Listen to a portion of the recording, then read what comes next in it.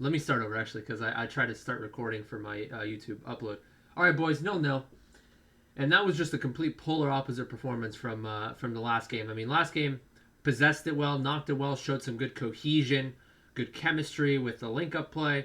This time it was a lot of Route One stuff. I mean, my in my pre-match analysis that I would have given had I woken up on time for this stream, I would have said that Hartlepool were going to be looking to play a little bit of Route One stuff because they do have some pretty good physically imposing players in Umera, who actually I'm going to mention uh, Alex Pierce later. Actually, I'll just say it now. Alex Pierce, okay defensively in terms of positioning, but lost out in a couple aerial battles to Umera, and Umera actually just holding the ball up and being a physically imposing player, and sometimes our back three had a bit of a hard time dealing with that. But yeah, I thought they were going to be playing a lot of Route One stuff, Hartlepool, but it was actually Hartlepool who dominated the possession for the most part. Not too much. I mean, 55% possession, but it really seemed like Hartlepool were doing more with their possession as they were trying to knock it around their center mids. They really utilized their center mids very well.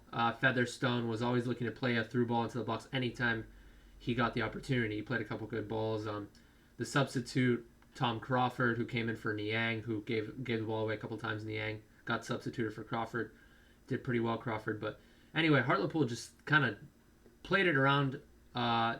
We were trying to press at times, and they played it around our press, and we looked a little bit sloppy defensively, like losing our mark. A couple times, Lee Brown got beat for pace. Nightingale got beat for pace, or just a through ball. There were a couple times where Pierce got in the block, or Pierce headed it away. Like I said, he played well defensively, just every now and again losing out in the physicality department to Umera, their number 9.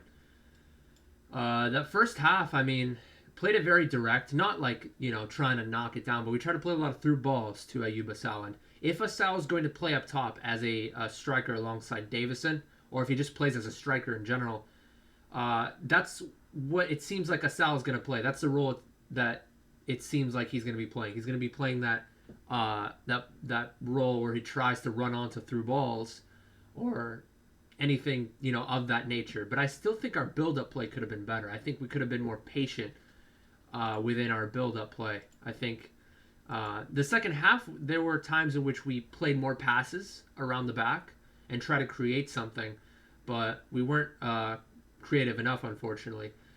Curry every now and again came forward and tried to provide on the attacking end, but it was only towards the last like 15-20 minutes where Jack Curry really tried to create on that offensive end. First 70 minutes or so, like I said, Hartlepool were dominating possession more so, and Curry didn't really have the opportunities to go forward. When we did go forward, though, we didn't really see Curry going forward too frequently, though. But then the last 20 minutes, he really made an impact, cutting it back towards the center, drawing a foul or two. And there were moments where he tried to get in behind. He actually got in behind Mayonnaise for pace and tried to drive it low and hard to the top of the 6-yard box, but Lacey, I think it was, that got his foot to it over Asal. We had a couple chances. I mean, we had a back heel in the first half from George Marsh after a corner kick was won by neither side. It kind of just bounced around a little bit.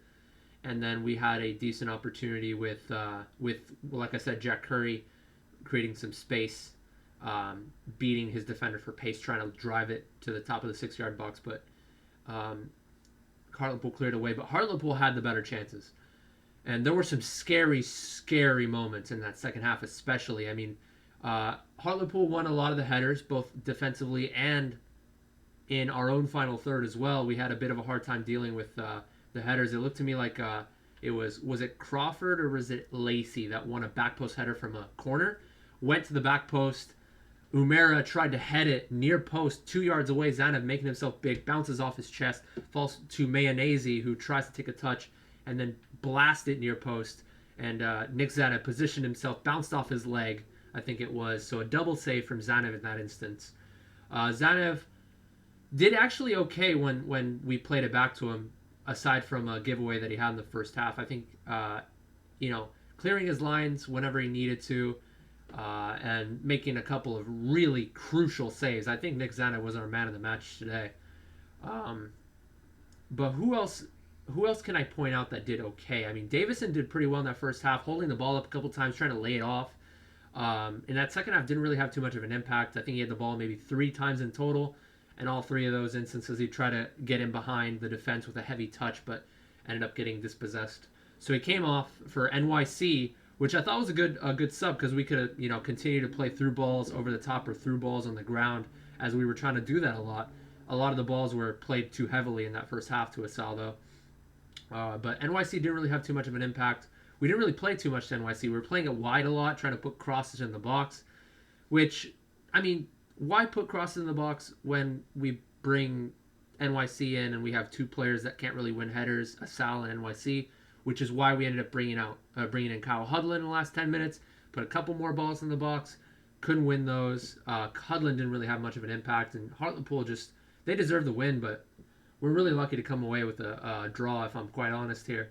I mean, again, I really expected Hartlepool to be the team playing Route 1 stuff. Yet in the first 30 minutes of the game, it was all Route 1 stuff from AFC Wimbledon. I mean, as the game progressed, we started to play more and more possession, but we really couldn't create too many chances. And I'm definitely disappointed considering that the expectations were set pretty high from that first game. But that's a learning lesson for me and a learning lesson for all of us to temper our expectations a little bit.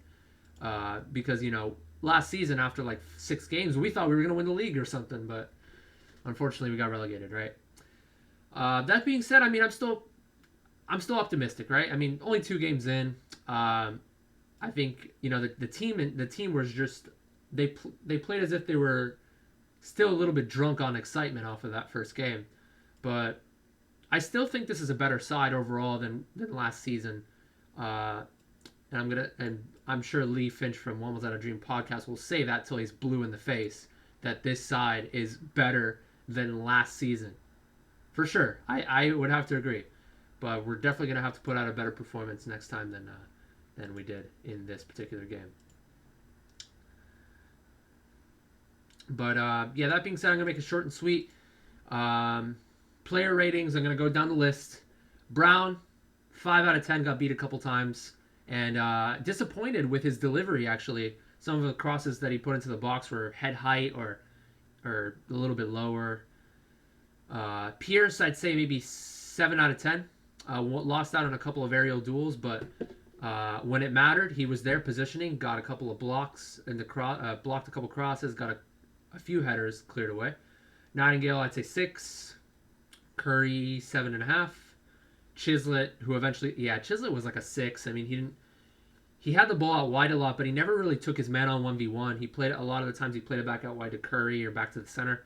I just think he wasn't Chislett wasn't, what's the word for it? He didn't take initiative. Magoma, I was impressed with Magoma in the first game with his ability to look over his shoulder and see where he was at, and he played a couple of good crosses in the box in that first game. Got caught in possession a little bit too frequently. I think he was a little slow in possession at times. Magoma, while he is confident on the ball, he needs to make sure that he gets the ball out of his feet a little bit quicker, as he got dispossessed maybe 1 or 2 times and almost got dispossessed another couple other times. George Marsh, I'd say 8. He was up and down the pitch, helped out a lot on the defensive end on the recovery, and played a couple of good balls. Played a couple of good passes when we were on the attacking end. Gunter, 6. Asal, 7.5. Good off-the-ball movement, and I think he created some space for himself a couple of times.